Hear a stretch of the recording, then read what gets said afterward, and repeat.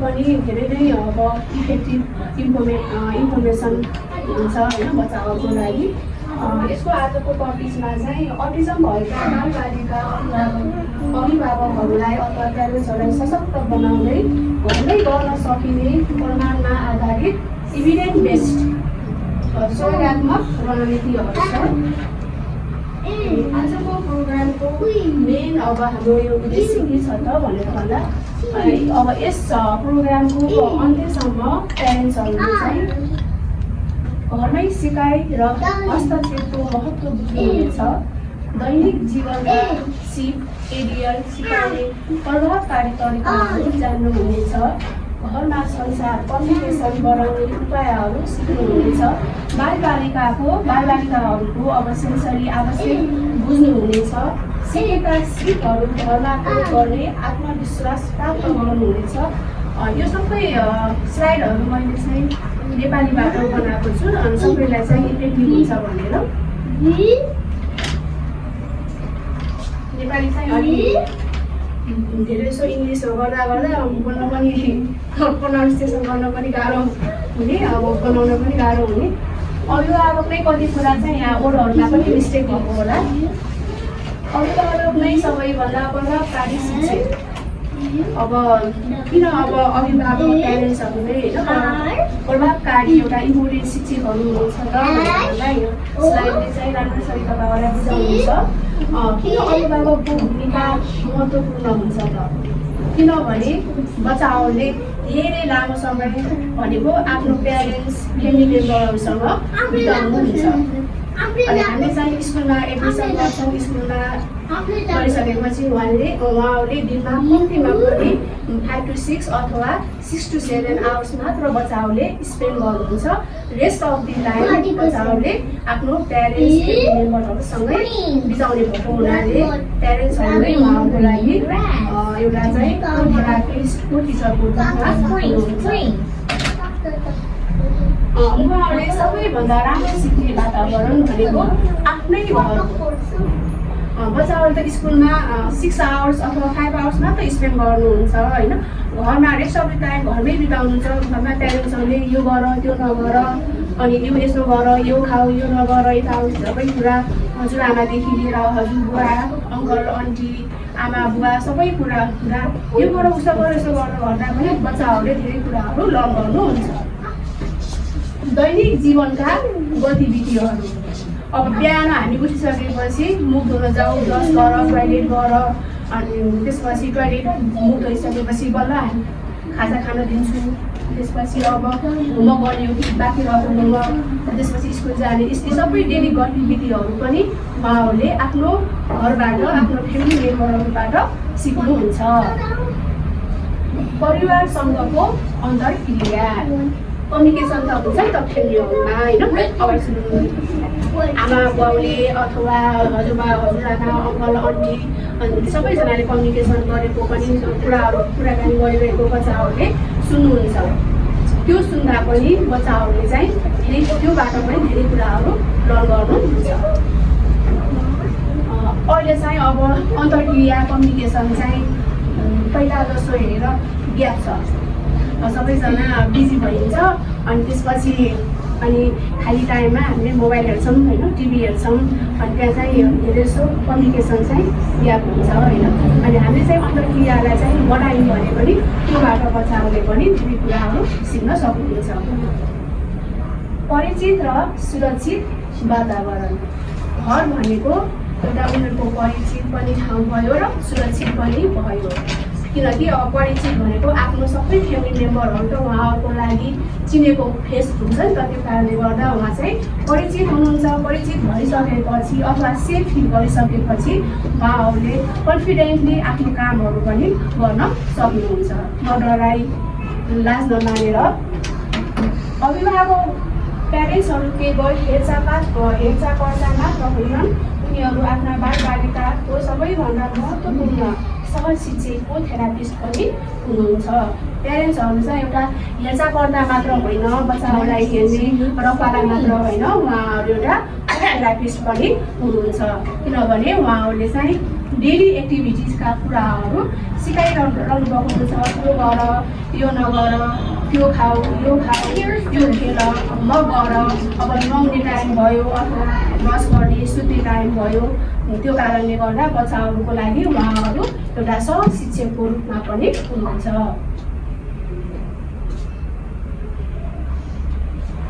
अब रिसर्चले के भन्छ त, अनुसन्धानले प्यारेन्ट इम्प्लिमेन्टेड इन्टरभेन्सन विश्वभरका अनुसन्धानहरूले चाहिँ जुन अभिभावकहरूले घरमै जुन हस्तक्षेप गर्नुहुन्छ नि, यो नगर त्यो गर, अब जस्तै अब प्यारेन्ट्सहरूले चाहिँ यो नगर त्यो नगर हामी सबैले भन्छौँ होइन, यो भन्दा चाहिँ अब त्यो नगर भन्दा बच्चाहरूको दिमागमा चाहिँ त्यो काम चाहिँ गर्नु हुँदो रहेछ, त्यो गऱ्यो भने मलाई चाहिँ हार्म हुँदो रहेछ अथवा चोटपटक लाग्दो रहेछ, त्यो काम चाहिँ गर्नु हुँदो रहेछ भनेर त्यो हस्तक्षेपबाट पनि बच्चाहरूले लर्न गर्न सक्छन्।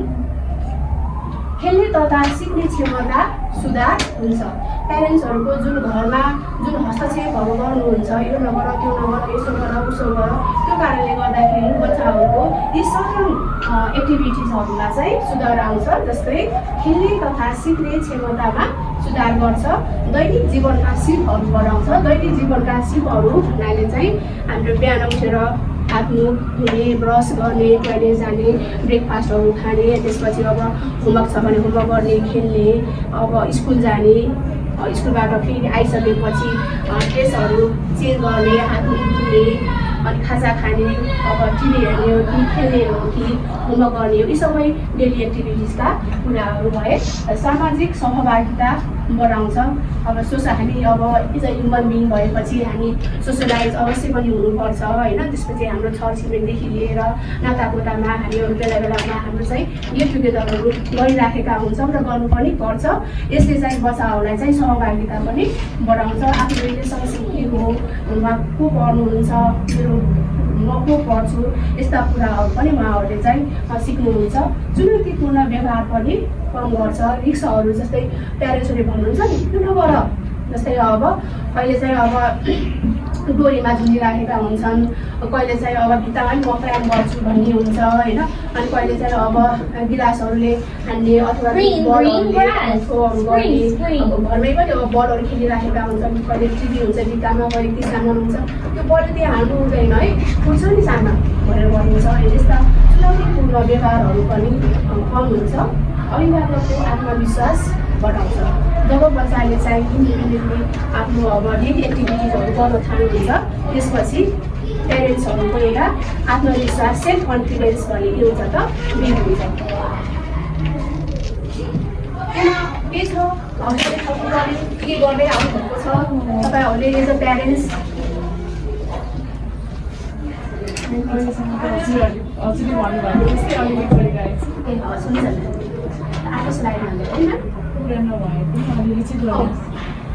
दैनिक जीवनका सिप एक्टिभिटिज अफ डेली लिभिङ।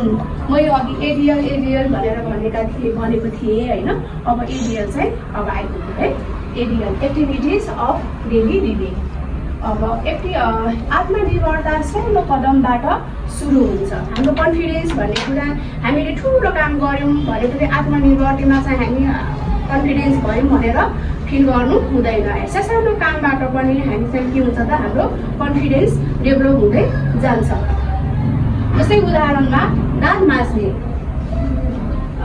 लुगा लगाउने, हात धुने, खाना खाने, शौचालय प्रयोग गर्ने, टोइलेट जाने, विद्यालयको झोला तयार गर्ने, यी सबै बच्चाहरूले इन्डिपेन्डेन्टली कसैको सहयोग बिना उहाँले गर्नुभयो भने उहाँ चाहिँ के हुनुभयो त आत्मनिर्भर हुनुभयो। सेल्फ कन्फिडेन्स उहाँमा चाहिँ डेभलप भयो। यो चाहिँ हामीहरूले बच्चालाई चाहिँ गर्न सिकाउनुपर्छ। यसमा चाहिँ यस्ता कुराहरू पनि पछि आउँछन्। हामीहरूले चाहिँ यसलाई कसरी टास्क एनालाइसिस भनेर भनिन्छ, टास्क विभाजन, टास्कलाई चाहिँ डिभाइड गर्ने। एकैचोटि बच्चाले दाँत माझ मैले आज दाँत माझेँ, तिमीले पनि मैले जस्तै गरेर दाँत माझ भनेर बच्चाले दाँत माझ्न सक्दैन। यो कुरा चाहिँ हामी अर्को स्लाइडमा पाउनेछौँ। टास्क एनालाइसिस भनेको के हो? कामलाई सानो सानो चरणमा चाहिँ डिभाइड गर्ने अथवा विभाजन गर्ने प्रक्रिया हो।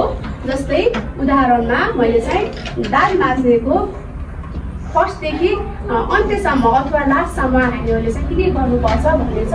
यसरी नै हामीहरूले चाहिँ बच्चालाई चाहिँ सिकाउनुपर्छ है। ब्रस सुरुमा चाहिँ दाँत माझ्नुभन्दा अगाडि हामीहरूले के गर्ने त, यत्तिकै हाम्रो हातमा त ब्रस त आउँदैन।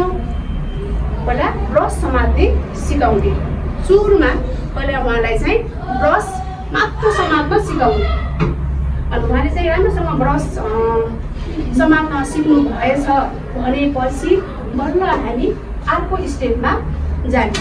एकैचोटि हामीले सिकाउनु हुँदैन। अनि बच्चालाई पनि अब के हो अलग पर्छ, रिस उठ्छ, जान्दैन, अनि हामी पनि इरिटेट हुन्छौँ। यति पनि नजान्ने, यत्रो दिन भइसक्यो सिकाएको भनेर भन्छौँ होइन। पहिला सुरुमा बच्चालाई ब्रस उठाउन सिकाउने। ब्रस त हामीले चाहिँ वासरुममा राख्छौँ होइन। बाथरुमबाट ब्रस कसरी उठाउने त्यो कुरा मात्र सिकाउने केजीसम्म। जब बच्चाले कन्फिडेन्टली इन्डिपेन्डेन्टली ब्रस चाहिँ उठाउन सिक्नुभयो भने त्यसपछि मात्र हामी दोस्रो स्टेपमा जाने। ब्रस उठाउन सिक्नुभयो बेबीले भनेपछि अर्को स्टेप छ बेसिनको धारा खोल्ने। अब धारा खोल्न लगाउने। अब धारा खोल्न सिकाइसकेपछि त्यसपछि हामीले धारा किन खोलेको त, ब्रस भिजाउन। त्यसपछि उहाँलाई चाहिँ ब्रस भिजाउन पनि सिकाउने। अब ब्रस भिजाउन जानिसक्नु भएछ भनेपछि त्यसपछि फेरि टुथपेस्ट खोल्न सिकाउनु पर्यो। टुथपेस्ट खोल्न यो प्रक्रिया चाहिँ अब बिस्तारै गर्ने, तर पछि चाहिँ बच्चाले इन्डिपेन्डेन्टली गर्न सक्नुहुन्छ। टुथपेस्ट खोल्ने। अनि टुथपेस्ट खोल्न सिकिसकेपछि त्यसपछि अर्को स्टेप छ पेस्ट लगाउने। त्यसमा त टुथपेस्ट ब्रसमा त्यो लगाउन सिकिसकेपछि अगाडिको दाँत माझ्ने त्यो पनि सिकाउने। त्यो जानिसकेपछि छेउको दाँत माझ्न सिकाउने र त्यसपछि पछाडिको दाँत माझ्न सिकाउने। अनि त्यसपछि मुख खुल्ला गर्न सिकाउने र त्यसपछि लास्टमा चाहिँ ब्रस राख्न सिकाउने। स्टेपहरू छन् 10। यी स्टेपहरूलाई चाहिँ हामीहरूले चाहिँ एकैचोटि गराउनु हुँदैन। स्टेप वाइज स्टेप हामीहरूले सिकायौँ भने बच्चाले इन्डिपेन्डेन्टली पछि राम्रोसँग ब्रस गर्न सक्नुहुन्छ।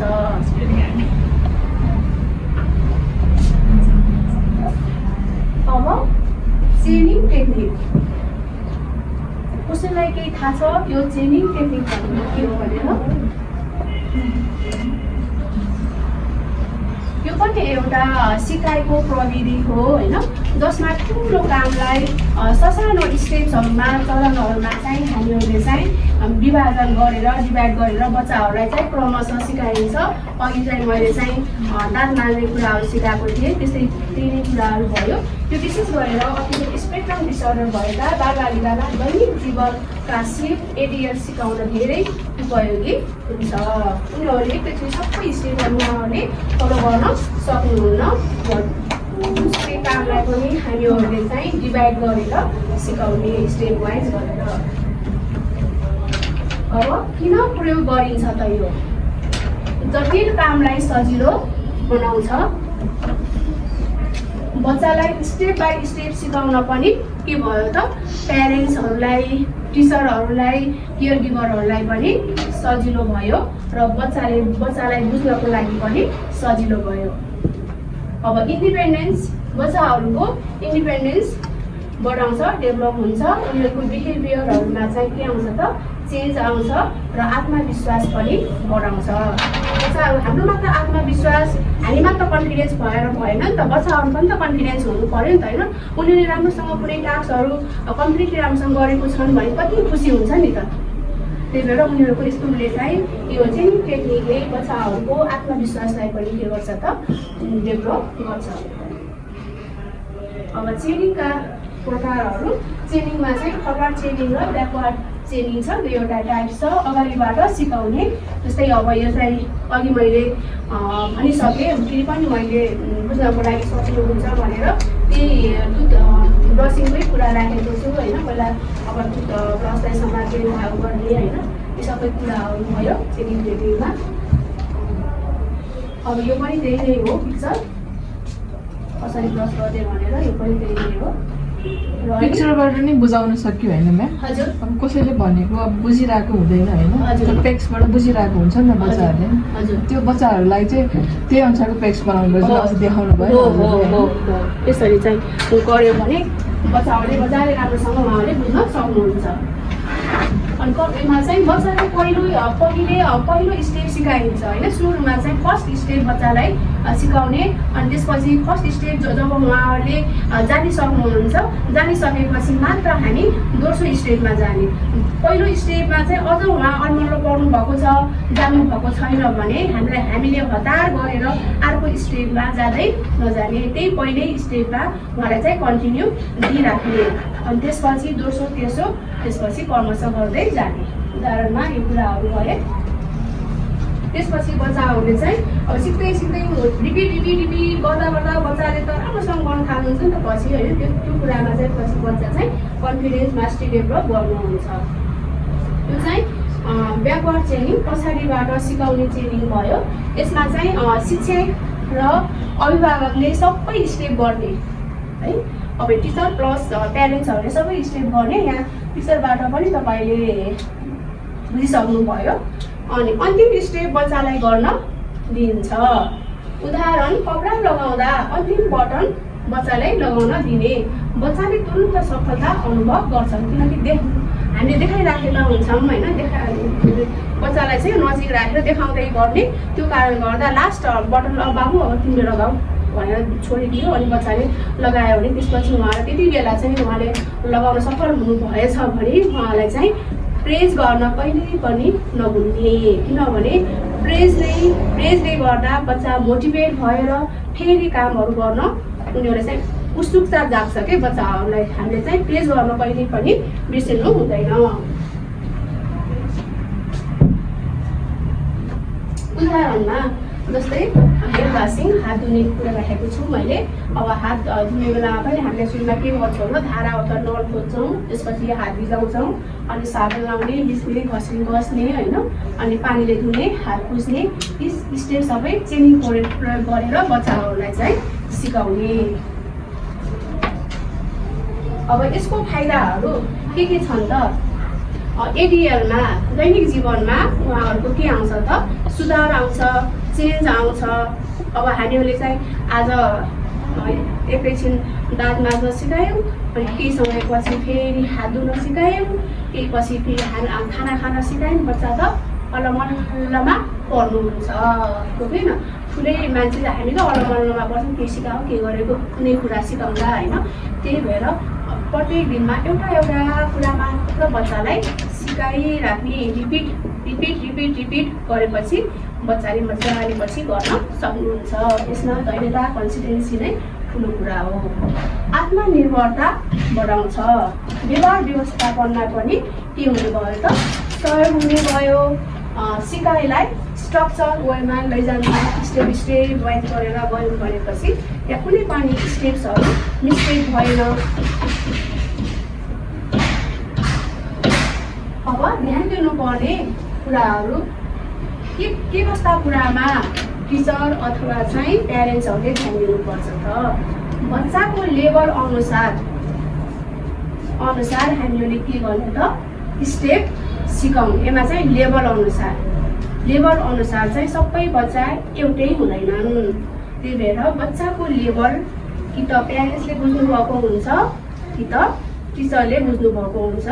त्यही अनुसार लेभल अनुसार बच्चाहरूलाई चाहिँ स्टेप सिकाउने।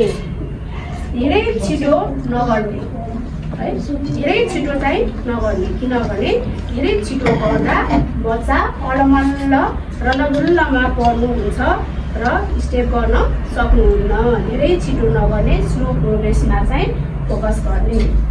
अनि राम्रो काम गर्नुभयो भने सधैँ के गर्नुपर्छ? पोजिटिभ रिइन्फोर्समेन्ट, पोजिटिभ उहाँलाई चाहिँ प्रेज गर्नु पर्यो। वाउ वेल डन, तिमीले राम्रो काम गर्यौ। अब कहिले उसलाई मनपर्ने कुनै टोय दिने हो कि, अथवा मनपर्ने कुनै खानेकुरा दिने हो कि, अथवा सधैँ हामीले खानेकुरा टोयजहरू पनि दिन सकिँदैन, एभाइलेबल पनि हुँदैन होइन। उनीहरूलाई चाहिँ wow good job, you did good भनेर यसरी हात उठाइदियो भने पनि, अनि उठाइदिने सबैजना तारिफ दियो भने पनि बच्चा यतिकै मुख फुङ्ग पर्छन्। कन्सिस्टेन्सी हामीले टाइम राख्नुपर्छ एउटा नै ठुलो ठुलो उयोमा। अब घरमै अभ्यास आज जतिजना यहाँ आउनुभएको छ अनि घरमै गएर आफ्ना नानी बाबुहरूलाई चाहिँ एउटा अभ्यासहरू ट्रेनिङ टेक्निकबाट यसरी सिकाउनु होला होइन।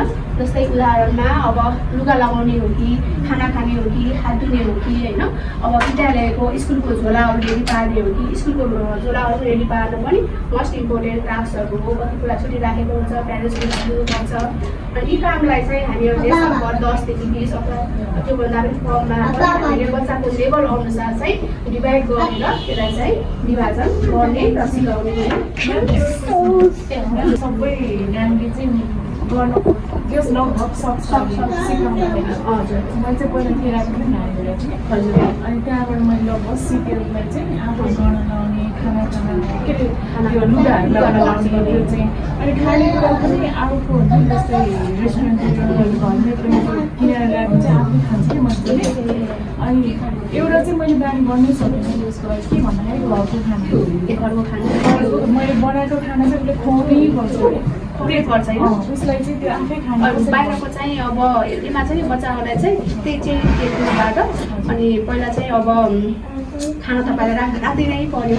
खाना राखिसकेपछि अब हातले खान्छ कि अब स्कुलले खान्छ तीमा भर पऱ्यो होइन। अब स्कुलले खाए पनि हातले खाए पनि हामीले हेन्डवास त गर्नु पऱ्यो होइन। सुरुमा चाहिँ हेन्डवास गर्न हेन्डवास त गर्ने भयो गर्छ भन्नुभयो होइन, गर्छ। अनि ठ्याक्क अनि टेबलमा डाइनिङ टेबलमा बसाल्ने र आफू सबैजना फ्यामिली बस्ने के फ्यामिलीजना बस्ने होइन। एकले चाहिँ कहिले पनि बच्चाले खुवाउनु हुँदैन होइन। फ्यामिली बसिसकेपछि अनि सबैजनाले अनि अब खाना थाल्ने के खाना थाल्दाखेरि अनि पनि खाना थाल्यो न उसको भनेर होइन कपी कपी गर्छ क्या बच्चाले। त्यो कस्तो मिठो रहेछ भनेर भने यस्तो खानु पर्दो रहेछ सबै फ्यामिली रहेछ अनि आफू सिक्दैन भोलि सिक्दैन पर्सि सिक्दैन। तपाईँले कन्सिस्टेन्सी गराइराख्नुभयो भने उसले चाहिँ पछि सिक्छ। उसको खाना चाहिँ के छ हामी चाहिँ अब राइस र दालहरू खानु भने उसलाई चाहिँ त्यस्तो दियो भने त्यो बच्चाले चाहिँ येलो त्यो हुन्छ मिक्स गरेर दाल साग हुन्छ नि सबै मिक्स गरेर सिटी लगाएर त्यो खाने गरेर साइडमा चाहिँ फ्रेन्च फ्राई त्यो चाहिँ कम्पलसरी चाहिन्छ। अनि त्यो आफैले खाऊ भनेर दियो भने उसलाई उसको फेभरेट चाहिँ आलु अलिक सिद्ध्याउँछ अनि खाना त्यतिकै राखिदिन्छ। अब चाहिँ आलु चाहिँ धेरै नराखिदिनु होइन। आलु चाहिँ धेरै नराखिदिनु सबैजना सँगै बसेर खाने इन्भाइरोमेन्ट क्रिएट गर्ने अनि उसलाई पनि राख्ने। अब खाओस् नखाओस् त्यहाँनिर फोकस नगर्नुहोस् होइन। अनि तपाईँहरूले पनि धेरै खानुहोस्। उसलाई चाहिँ चल्ने जिस्किने यताउता अब यसो गरी भन्नु भनेर भन्नु पऱ्यो। अब स्कुलमा त गर्छ उसले होइन। उसलाई मन नपऱ्यो के भन्दा के चिज गर्ला बच्चाहरू होइन। त्यो गर्दाखेरि फोकस सबैले खाना खानु खानुपर्छ यसरी। अनि कुनै छिटो खाने रहेछ है। बाबाले खाने कि मामुले खाने कि अब नानीले खाने अनि कुनै खाने अनि खाइसकेपछि म उहाँलाई एउटा प्राइज दिन्छु नि भनेर यसरी गर्नु होइन। त्यसो गर्दा अनि बच्चाले चाहिँ पछि सिक्छ। तर खाना चाहिँ सँगै बसाल्नै पर्छ कि बसाल्नै पर्छ बच्चालाई। आज तपाईँले सिक्नु भएन भोलि जाने पर्सि जानेन होइन। गरिराख्नु यो खाएपछि यो दिन्छु भनेर चाहिँ उसलाई मनपर्ने कुरा चाहिँ दिन्छु भन्नुपर्छ क्या। अनि उसले आज खाँदैन भोलि खाँदैन खान्छ। बच्चाले नखाओस् केही पनि छैन। अब छोडिदिनुहोस् खाऊ पनि भनेर कर पनि नगर्नुहोस् छोडिदिनुहोस्। अनि जब उसलाई भोक लाग्छ नि त्यसपछि अनि उसले खान्छ अनि तर पछि फेरि साँझ परेपछि फेरि सँगै राख्नुहोस्। अनि भोलिपल्ट सँगै राख्नु ब्रेकफास्ट खाने खाजा खाने खाना खाने। हामीले त 4 टाइम खाना खान्छौँ होइन। अब हुन त यो अब मेनली अब स्कुल टाइममा चाहिँ 4 टाइम हामीले सँगै बसेर खाना त सकिँदैन। अब बिदाको बेला 4 टाइम सँगै बस्ने अरू बेला चाहिँ साँझ बिहान सँगै यसरी बसेर यसमा चाहिँ कन्सिस्टेन्सी चाहिँ चाहिन्छ। बरुले खाओस् नखाओस् उसलाई मन पर्छ के नभन्नु। अनि तर सँगै बस्ने अनि 2-4 दिनपछि चाहिँ जति छिटो खान्छ उसलाई म प्रायः दिन्छु नि। अब हाम्रो चाहिँ त्यो खाओस् भन्ने त्यो चाहना छ होइन। तर उसले खाँदै मैले हामीले जे खान्छ त्यो दियो भने भनेर चाहिँ येल्लो राइस आज येल्लो राइस छैन मामु चाहिँ धेरै खानुभयो आज पहिलो सुरुमा चाहिँ भनिहाल्ने चाहिँ आज म कस्तो थाकेँ नि कस्तो धेरै काम गरेर आएँ भएको छु आज मैले सबैलाई एउटै राइस बनाएको छु व्हाइट राइस अहिले के म गरिहाल्ने ठ्याक्क सबैजनाले बसाल्यो जुन अहिले भन्दा चाहिँ बाबुले नै खान्छ मैले थेरापी एक्सन लिएको छुइनँ चाहिँ फर्स्टचोटि बाबुले पढ्न नपाएर चिचाउँछ नि त अहिले पनि त्यहाँ पढाइरहेको छ दिनुहोस् भनिरहन्छ देखेको छैन नानीले चाहिन्छ नि त उसलाई नानीले नदिएको उस देखाइ बसिरहेको जबरजस्ती त्यो खाएको कि व्हाइट राइस नै हजुर खुवाउँदाखेरि त भमिटै गर्नु हुँदैन जबरजस्ती चाहिँ नगर्नु प्लेटमा चाहिँ राखिदिने प्लेटमा मजाले राखिदिने खाओस् नखाओस् केही पनि छैन जबरजस्ती गाली गर्ने हप्काउने डराउनु दिने धम्काउने यो गर्दै नगर्ने प्यारेन्ट भएपछि होइन तर नगर्ने सपोर्ट गर्दै नगर्ने आफूलाई चाहिँ कन्ट्रोल गर्ने गर्दै नगर्ने तर सँगै बसालिदिने उसको प्लेटमा चाहिँ राखिदिने अनि पछि त्यो गरि नै राख्नु अनि पछि उसले चाहिँ यो मैले यो खानै पर्ने रहेछ यसरी खानै पर्ने रहेछ भन्ने सिक्छन् पनि अनि खान्छन् भने मेरो त्यसलाई चाहिँ मेरो एउटा चाहिँ नर्मल छ एउटा चाहिँ नर्मल छैन है मेरो बेबी उसलाई अलिक भोक लागेर चाहिँ सिकाउनु पर्दो रहेछ क्या अब मेरो बेबीले चाहिँ साग खाँदैन थियो अब अहिले साग खान्छ कसरी भन्दाखेरि हामी फ्यामिलीसँगै बस्छौँ अलिक खाओस् नखाओस् अहिले म्यामलाई जस्तै प्लेटमा राखिदिन्छु म अनि पहिला उसलाई मैले खाना खाइरहन्थेँ अहिले पनि खुवाउँदैन अहिले 4 वर्ष उहाँको बेबीलाई नै मैले देखेको छु आउनु भएको छ ल्याएको छु ल्याउनु भएको छ खान्छ होइन जो त्यो राइस हुन्छ नि घरमा पाइएको त्यो चाहिँ त्यो सुरुदेखि खाने बानी भयो तपाईँले खानु भएको छ नि त्यही उसले हामीले सोचेको चाहिँ यो हाम्रो बानी कस्तो छ भनेपछि अफर धेरै गर्छौँ क्या अफर होइन यो गर्ने तर बच्चाहरूलाई चाहिँ जे होस् आफूले घरमा जे पाक्छ नि त्यही कुरा खुवाउँदा नै बेटर हुने रहेछ हामीलाई पछि चाहिँ सजिलो हुने रहेछ पछि सजिलो हुने रहेछ मैले त्यो गल्ती चाहिँ भएको अफर है यो खाऊ यो खाऊ आखिर दाल भात तरकारी पाटो पनि त त्यही भिटामिन प्रोटिन सबै कुरा पाउने नै हो होइन बच्चा जब खान सक्छ नि नखाँदासम्म त हामीहरूले चाहिँ जब खुवाउनु पऱ्यो त्यो आफ्नो ठाउँमा छ जब बच्चा अलिकति ठुलो भइसकेपछि अब दाल भात तरकारी पनि खान सक्छ है भन्ने भइसकेपछि बच्चालाई चाहिँ त्यही नर्मल खानामै चाहिँ अफरै गर्ने बरु राखिदिने खाओस् नखाओस् केही छैन होइन अनि यतै गरेर खान्छन् एउटा कुरा मैले चाहिँ पहिला के सबै मलाई फोर्स गर्नुभयो कि नानी चाहिँ केही पनि सिकेन बोल्न पनि सिकेन खाना पनि सिकेन घुम्ने पनि भएन भनेर सबै मेरो आफन्तहरूले भन्नुभयो कि अनि लगेँ कि 2-3 महिना जति नै लगेँ चाहिँ हामीले धेरै अनि लगेको थिएँ होइन अलिक त्यहाँ त झन्डै खानेकुराको अप्सन पनि छैन कि त्यही जे पाक्छ त्यो दाल भातको पाक्छ साग पाक्छ अनि त्यो खाँदै नखाएर कस्तो हेल्दी भएको नानी त सुकेर यस्तो उकालो भएर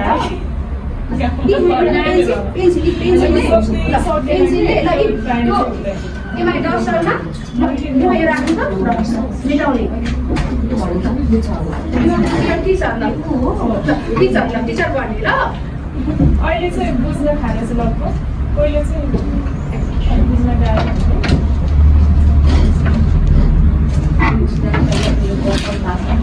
खाने बानी चाहिँ मैले बसामै पर्दैन त्यो एउटा चाहिँ मलाई जहाँ गऱ्यो जे गऱ्यो मेरो बेबीको त्यसमा चाहिँ छ अरे उसले नखाने के पनि छैन दही सबै जति पनि हुन्छ त्यहाँ सबै चाहिँ खान्छ सबै बच्चाहरू मेरै घर एउटा नजिक त्यसो मैले उसलाई बाध्यता बोल्छु सबै मजाले खान्छ